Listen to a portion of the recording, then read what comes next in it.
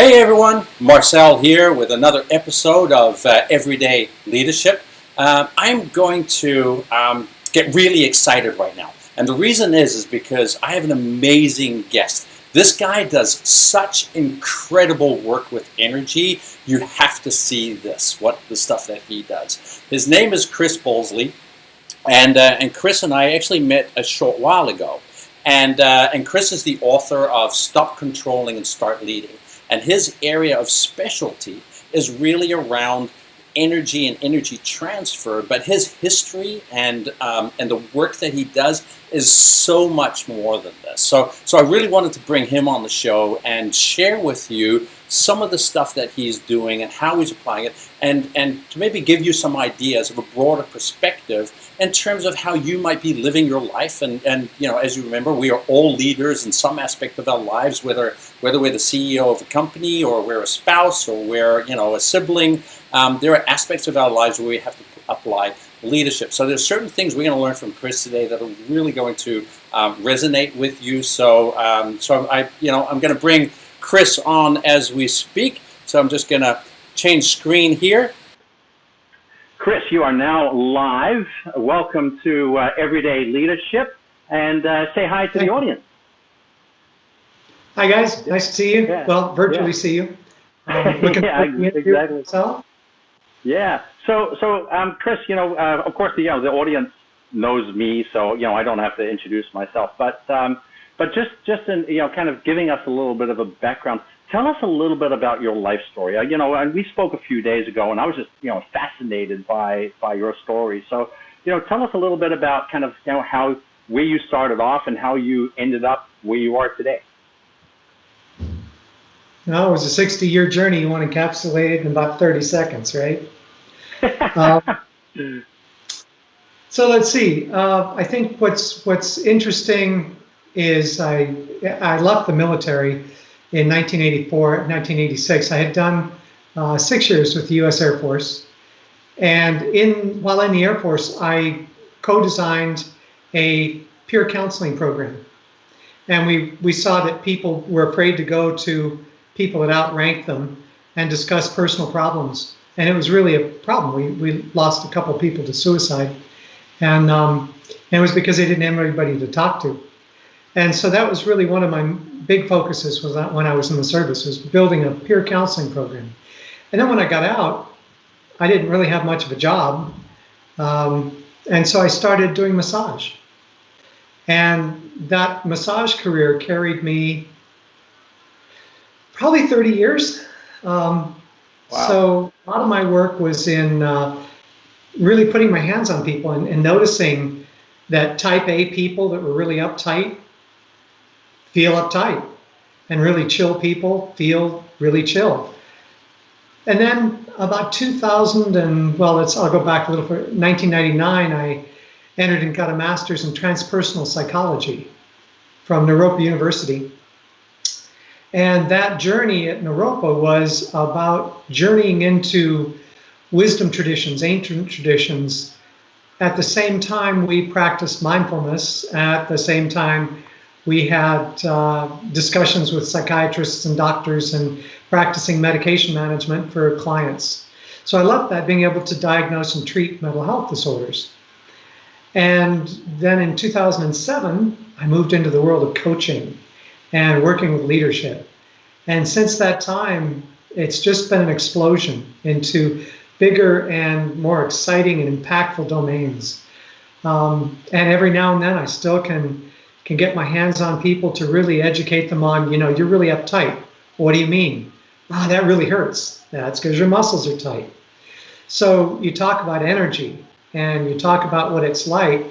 Energy is the experience of being in your body and interpreting it in a way that says, I'm this way and I either like it and I want to keep doing it, or I need to change what I'm doing. It's not serving me. So I use that concept with leadership work all the time today. I had calls about energy with leaders in large pharmaceutical companies. So that's kind of a quick whirlwind synopsis, plus martial arts background and all sorts of gymnastics and staying physical and being in my body. Yeah. So you come from a very, very physical background, right? Kind of very, very similar in that sense to kind of my background. Plus we have that martial arts connection as well, right? So I remember as a young child, being exposed to, various different, ways of using energy, right? And in terms of, how you use energy with an opponent, not so much with regards to yourself. That comes later, right? But there was, there's always been this element around it, right? In martial arts, do you feel that was where the influence came from for you, or was it more in either your massage work or the other work that you were doing, counseling and things like that? So there's an interesting link. In high school. I was kind of a student who would space out a lot and not pay attention. They said I was the smartest failing student they'd ever seen. And I started noticing that there were these, I can't describe them any other way, light shadows around people. I could see this field around people. And my high school counselor introduced me to a concept of the chakra system. Wow. And, right? So yeah. I felt immediately vindicated in the fact that I could see something that was real. And then as a high school teenager, I just completely forgot about it. Nice. Then I went into martial arts and started practicing some of the more esoteric styles of Dimmock and pressure point work. And lo and behold, it was the same energy system on the body. And I went, okay, that's really interesting. These are places where you can cause great damage. Then I started teaching at a massage school called the Boulder College of Massage, and noticed that those were the same places we did healing work. So I went from seeing energy to using energy in martial arts to realizing you could heal with it. And it all started linking together. Probably in my mid-30s, I started being able to understand the link between these light shadows around people and the energy centers and how to make people perform better. Wow. Yeah, that's incredible. Yeah, for me it was something. It was a similar type experience, except for me it was a lot of it was around fitness, and so I found that there was this big correlation between kind of fitness and energy. That people who exercised and people and whether they were in my gym or anything like that, they just seem to express a different form of energy, even if from before the session to after a session, right? If they just spent 20, 30 minutes like just giving themselves a rigorous workout, you could just sense that energy, right? It just being completely different. That's always what kind of always gripped me in that area, and what kind of created a little bit of that correlation, right? So and so I ended up, because I started a gym in, I was in the fitness industry since 1991, I think. But I ended up kind of starting my own gym in 2007, and ended up selling it in 2009, just because I was so fascinated by kind of that link, and that's actually why I ended up going back to school and studying more on it, because I just it was something that drew me as well, and I just really kind of felt like, hey, there's so much more here. But there aren't a lot of people that are really kind of in that space, right? And even 4 years of neuroscience, when I was studying neuroscience, nobody talked about energy, right? We talked about neurochemicals, and we talk about all of these kind of things, but we don't necessarily talk about the intangibles, right? And it's really the impression that I always got was when you're doing research, right? It's always about, if we can't see it, we can't measure it, so therefore we can't validate that it's real, right? And so that's always been kind of this limitation that I felt was a shame when I was doing my research, because there was so much more to the research that I was doing, and so I actually came up with a system that could somehow measure the amount of energy capacity that a person is actually using. Are they using a lot of their energy? Are they wasting a lot of energy, or are they actually building energy within themselves, right? And so that's kind of where it really all started for me too. So it's really interesting how we kind of have these different schools. So So you went into kind of leadership in and around 2010, right? Was it 2007? Right? Yeah. Yeah. What was in your experience? What are some kind of I guess commonalities, right? With the leaders that you work with today, with regards to their being, right? How whether it's well-being or their presence or all of that kind of stuff. Are there any commonalities that you see in a lot of leaders that keeps coming back to you? Well, I don't know what you mean by commonalities. I see traits in leaders that kind of link them together. They're not always the best links and the best traits. Okay. But sometimes in high levels of corporate, you have to fire people frequently. You have to lay off large groups of people. And if you're too compassionate and empathetic, it really takes a toll on you. So the ability to go cut off and not really be empathetic about it is a trait that we see in unhealthy people in the field of psychology, right? We would call that people that have psychopathic tendencies. It doesn't hurt me if I hurt you. And so in the normal population, there's probably, I forget the numbers, 1.3% of the people fall into that category. But if you go into corporate, it gets up into the 7 and 8%. So the corporate environment really fosters this. It rewards people who can be clearly thinking, but not so much empathetic that they can make decisions about masses of people. So that's to the negative side. The other side is that they tend to have a high sense of self-esteem, that they are thinking, you know what, I am good enough to lead a team, to lead a company, and to make these decisions. So at one level, it can be very narcissistic, but at another level, people have to think about themselves as leaders in order to be effective. So those two traits would be, one is positive and one would be negative. So those would be two that I could think of. Nice. Yeah, so we're actually getting some questions from some of the viewers already. So somebody's actually asking, what is somatic work? So if you were to describe that or define that, what would that be? So rather than talking about what the definition is, I'll give you an example. So if we pick a sentence, I'll have a report to you by Monday. And I repeat it in several different ways. It'll look like this. I'll have the report to you on Monday. I can say it this way.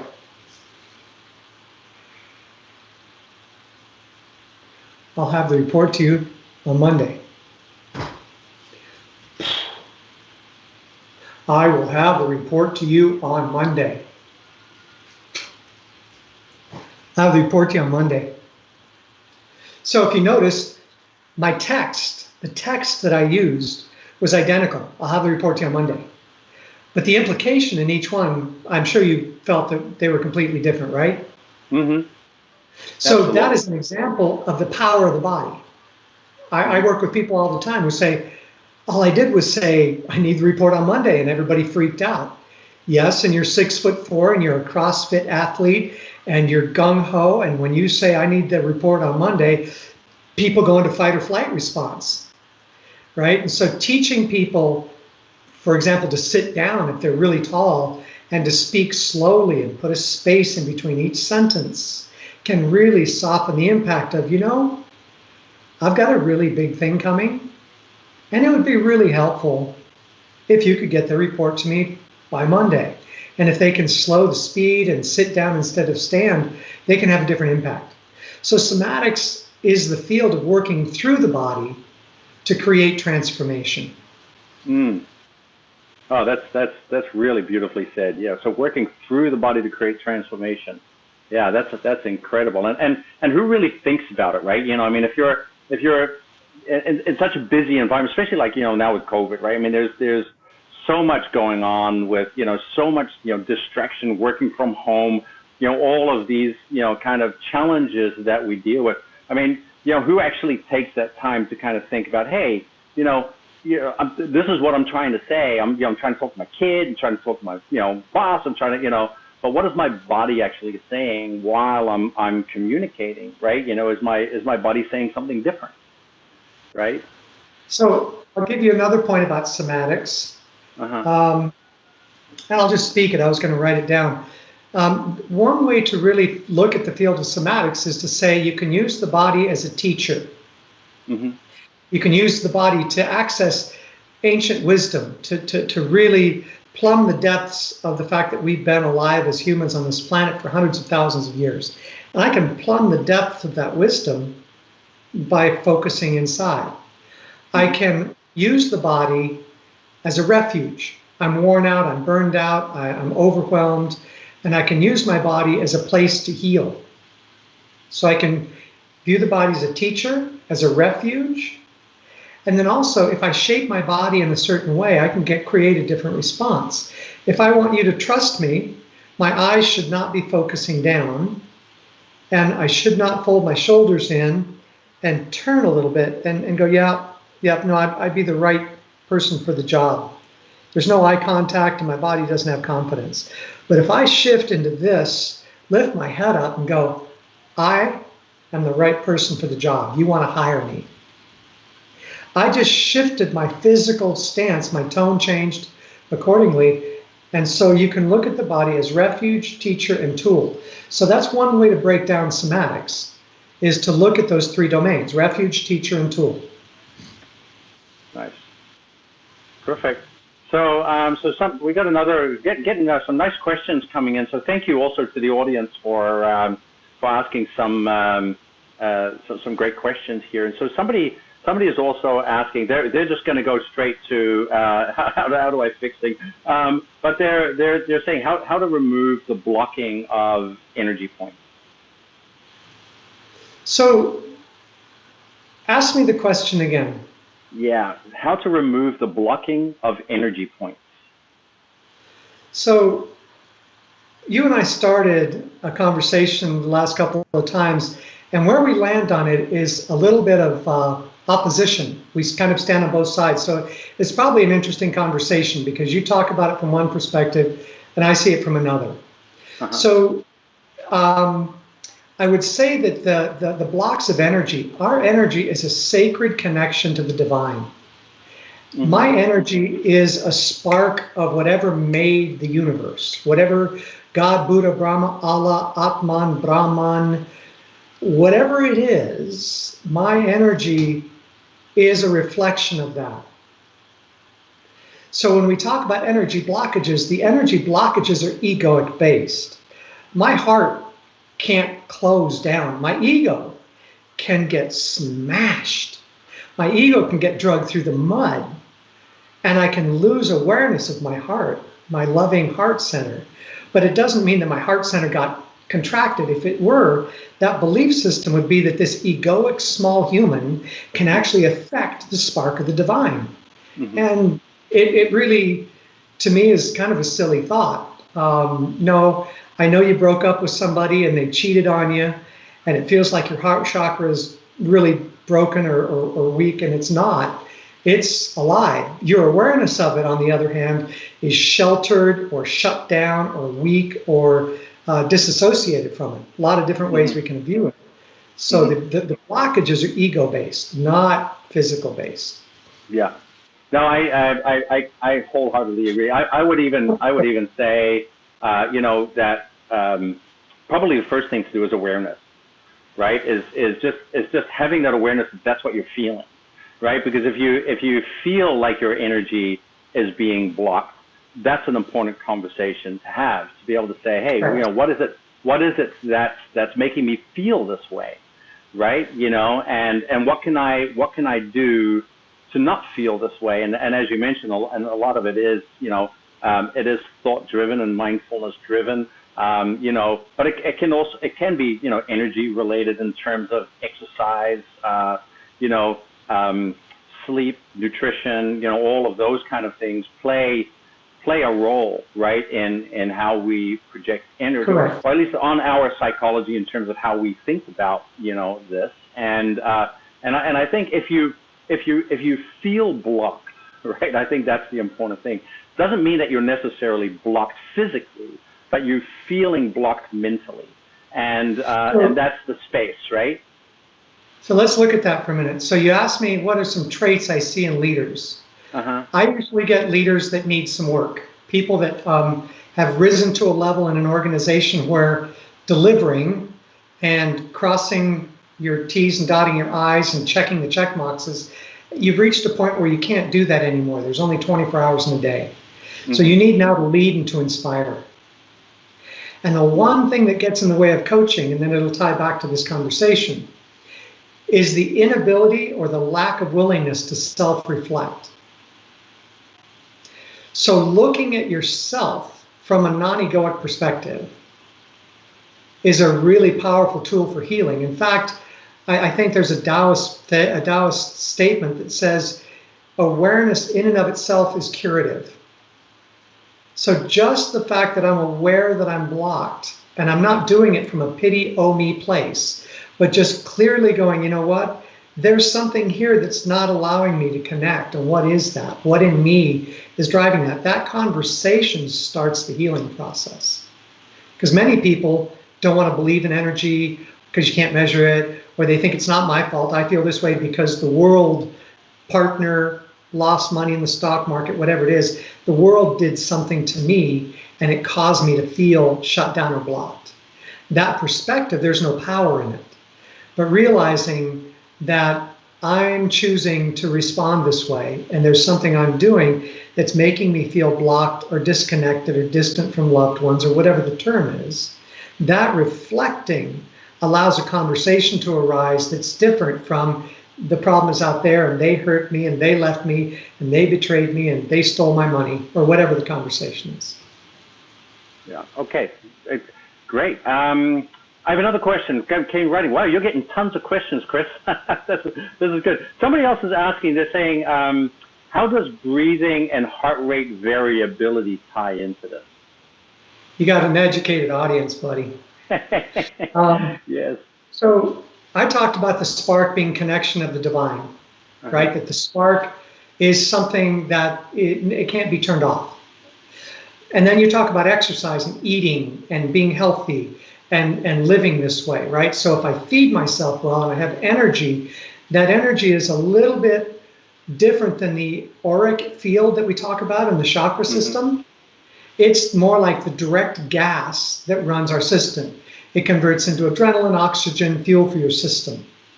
So if we understand that oxygen is fuel for our system and that the heart rate variability, the peak between the valleys and the frequency of our heart rates and the amplitude, that shows that we can or cannot self-regulate at a given time.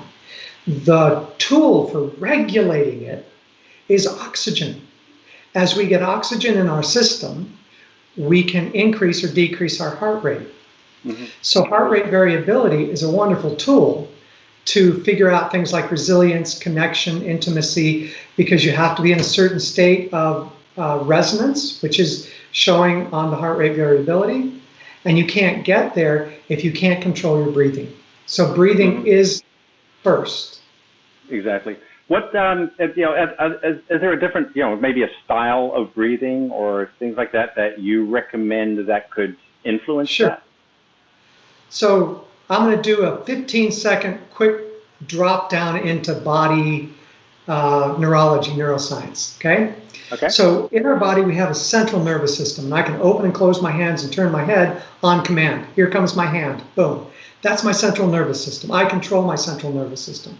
Underneath that, I have something called the autonomic nervous system.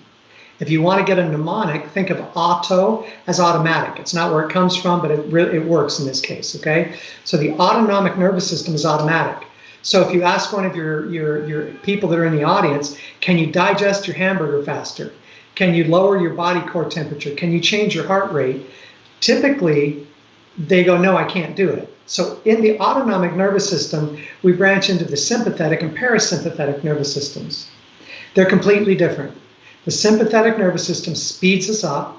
The parasympathetic system slows us down. If we breathe in our upper chest and we lift this way and we open our mouth, to fill the upper chest, we're triggering or activating the sympathetic nervous system, and we speed ourselves up. Think about a 2-year-old kid going, my mommy said I'm going to. What's going to happen? They're going to melt down. They're going to turn into this puddle of screaming, twisting child quickly. But if somebody goes, you know what? I'm feeling pretty chill. You can hear it in the breathing. If I breathe from my belly, that diaphragmatic, meditative breath where the upper chest is still and the belly moves in and out, then I activate my parasympathetic nervous system and I can rest, digest, reconnect, have relationship. There's so many things that happen in that. The two are diametrically opposed. We can't simultaneously be in sympathetic and parasympathetic. There's one, if you study a man by the name of, not Alan Shore, I'm not quite getting his name right. Anyway, there's one person out there, and I'll get his name in just a minute because it's very important. He said that we can be in this, and this is the freeze, that we freeze when our autonomic system fires the sympathetic and the parasympathetic. And it's a discussion between Peter Levine and the person I'm trying to think of right now. So you can either think of it as a balance between the two or as a curve between the two. One of them allows sympathetic and parasympathetic to be there for the freeze response. The thought is that that's nature's anesthesia right before the predator takes you down. You know, you'll see animals get taken down by the neck and all of a sudden they just go limp.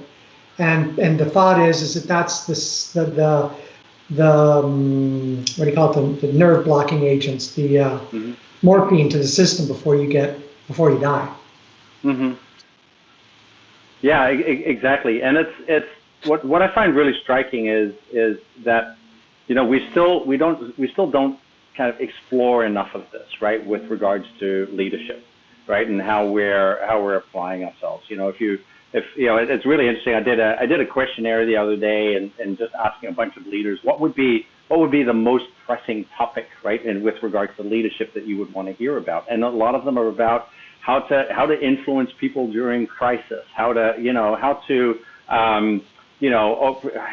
have more meaningful conversations, how to, you know, there's very little around kind of having a better understanding of me, right, and how I react and respond and, you know, kind of apply myself in these, you know, we are as animals, I guess, very outwardly focused, right, when it comes down to a lot of this. And you know, from what I'm hearing, a lot of this is about shifting that focus, right? Shifting that focus from being outwardly focused to being more inwardly focused.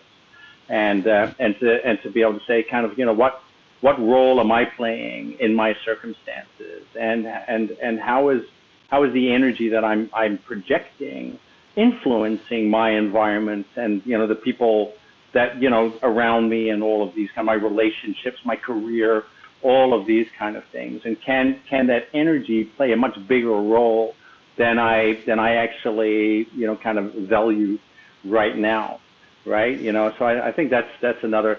Somebody else said, yeah, that, you know, a lot of this is belief driven, right? What's your thinking of self-belief? Because that's kind of a double-edged sword, right? Self-reflecting and looking at yourself requires that you can understand that I can look at myself from a perspective of saying, I'm not my body, for example. I have a body, but I'm not my body. Mm-hmm. Or I have anger, but I'm not my anger. That ability to self-reflect is a thought process, mm-hmm. right? And so thought process absolutely is a beautiful way into empowerment or disempowerment, right? Mm-hmm. NLP, NLP, sorry. The NLP program, Neuro-Linguistic Programming, talks a lot about that shift, right? So yes, our thought process and changing our thoughts, changing how we perceive ourselves is the key to transformation. So thought and breath and movement are 3 cornerstones of transformation, the mind, body, and the spirit. Interesting. Yeah, you know, and it's what I find fascinating. What I'm hearing in this too is that, you know, there's there's so much more exploring that we can do, right? That we can kind of just really, look deeper into. I don't think we can ever look deeply enough into ourselves, right? And maybe that's one of the keys to the most effective leadership, right? Is rather than kind of just focusing on that outward projection, is to be able to say, hey, you know what, this is, I need to look inside me first before I actually start focusing on what happens outwardly, right? So there is a shift in leadership, and I've seen it over the last 15 years probably, that the old style of leadership, it was a telling style. I'm the leader. I've got the smarts. I've got the brains. I'm the subject matter expert. I hire people and I tell them this is what you need to do. And then we get this transition into spiral dynamics and U process by Oliver Shermer, agile program management, which is shifting focus to self-independent and agile teams. This process requires the leader to stop telling and to start listening. So a leader in this field is a leader who can really catch the pulse of the team and address the state of the team. And the power in that is my limbic brain resonates, and it resonates the frequencies of beta, alpha, theta, and delta waves from 0.5 hertz a minute up to about 18 hertz. And they're finding new frequencies all the time because our machines get better and better at reading. But my limbic brain radiates these out like a pebble dropping into the water and the ripples going out. So I'm affected by those, and I can affect those as well. So we did a huge military study, 4-year study. I was in it for 3. There's about 10,000 combat soldiers that were through the study.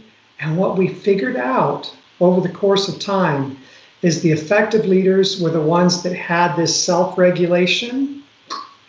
And what we started teaching our folks in the field is me calm, you calm.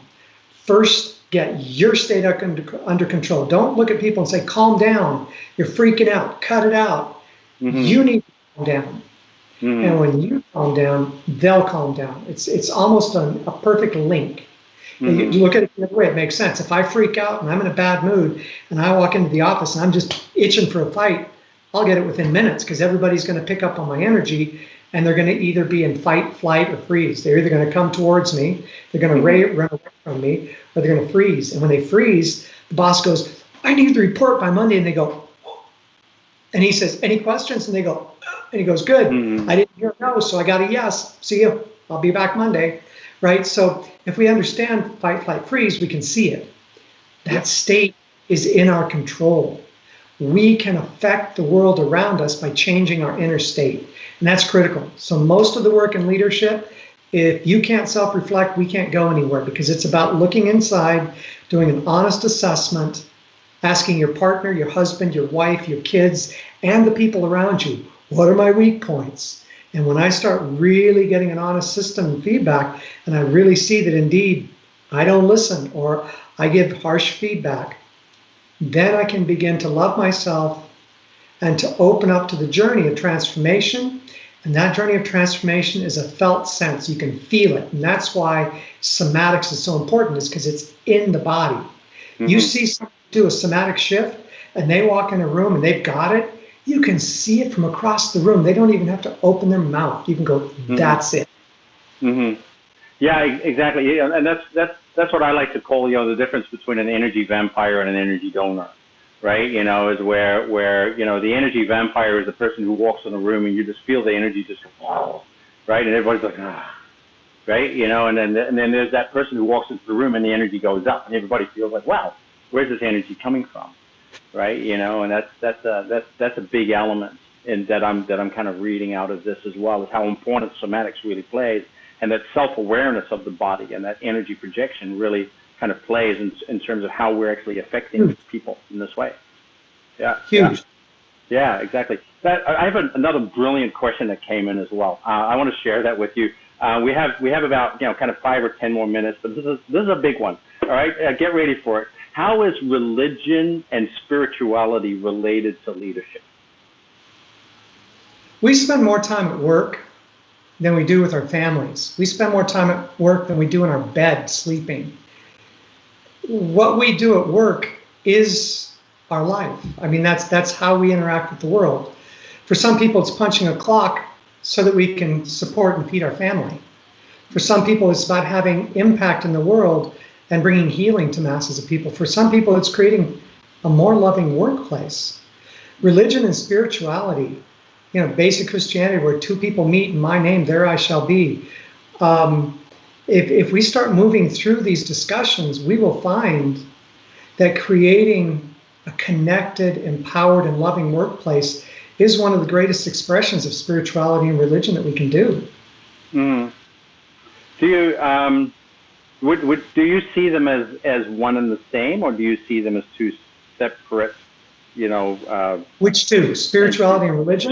Spirituality and religion, yeah. Well, so if you're asking the distinction between spirituality and religion, that's a hot box. Yeah. Because no matter which way you answer, you alienate the other half, right?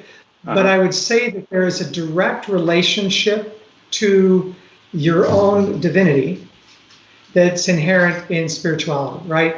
That I'm not connected so much to an organization, but I'm aware that I'm not the top of the food chain. And if I open myself up to the process, my life changes.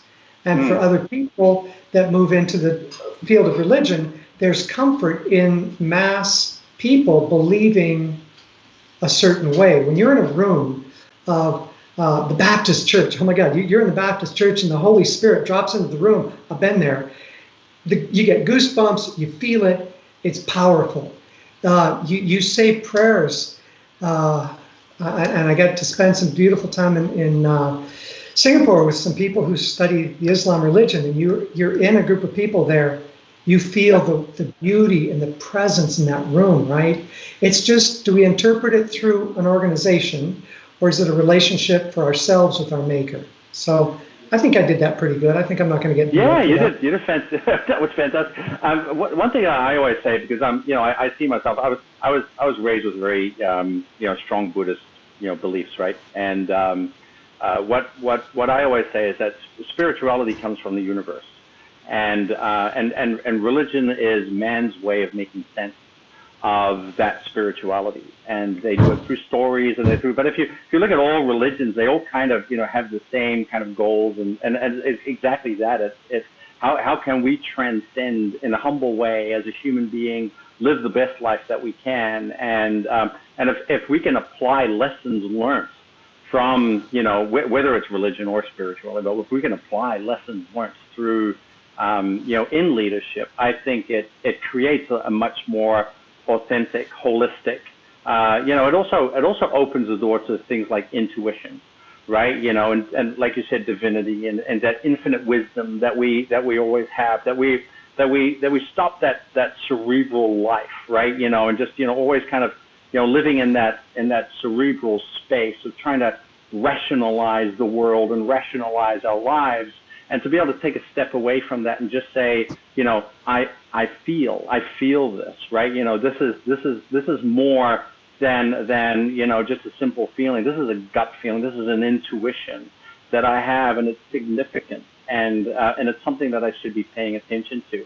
And I think in leadership, we don't spend enough time in that space, right? We don't spend enough time trusting that intuition. I had a guest on a couple of weeks ago, Dr. Philip Meary. He actually did a PhD in synchronicity and things like intuition and all of that kind of stuff. And he did a lot of science around, really kind of grounding a lot of the stuff that we inherently know. And he said something really interesting. He says, the average senior business person or manager, they use intuition all the time. They just don't know it. Right, and so what they try to do is they're using this intuition, and then they try to rationalize it with data, right? So then, so the data is basically created so that they don't look silly when they're at a board meeting, right? And the board, the board of directors says, hey, listen, why did you choose this path and not that path? And they said, I had a gut feeling, right? What business wants to invest right, on a gut feeling, right? So we inherently don't trust that side of ourselves, but we use it all the time. And it's that leader who is able to use that in the right way, in the right time, right, and really be able to access that in that way. They're the ones who might also want to start promoting that same kind of approach with their people, right? To learn to trust, those aspects of themselves, and to be okay to have that conversation. Say, you know what, boss, it's a gut feeling. I can't quite explain, but this just feels so right. And I think a leader who is more in tune with spirituality and religion and all of those kind of things is going to be more likely to say, you know what, if you're feeling that strongly about it, let's do it. Right? So that's I think that's what makes this conversation so powerful and so important, right? So that's awesome. So yeah, people are saying thanks so much, Chris, for your answers. There are a lot of positive responses that you're getting. So clearly, it's a really hot topic. People are really interested in this. So Chris, tell me, as we're kind of wrapping this up, you just work through Land and Works, right? And you guys are based in Colorado, correct? Correct. Yeah, right, correct. Now, how might somebody get hold of you, or be able to book you for coaching or for sessions? What would be the best approach for them to do that? You could probably reach me through the website, landandworks.com. Okay. And the other way is if you pick up one of the books that'll have contact information in it. Okay, and your book's name is, again? Is Stop Controlling and Start Leading, right? That's the book. That's the book. All right, awesome. And they can find it on Amazon? Anywhere like that? Online books are sold. Beautiful. Hard all copy, right, good paperback, stuff. and electric e-copy. Awesome. All right. Well, Chris, thank you so much for your time. It's been an absolute pleasure having you on board. I have nothing but the utmost respect for the work that you do, and there's so much more work to be done in this space around the world. So I hope you stay busy for years to come, because the more we educate people on this, the better it is. I'm going to say thank you also to the viewers. Thanks so much, people, for writing in and asking questions and things like that. That's always so nice to hear from you. We're going to log off now. So Chris, again, thank you so much for coming to the show, and let's do this again sometime. Sounds great. Loved it. Thank you. Awesome. All right. Well, thank you so much. I'll see you. Okay. Bye, everybody. Bye.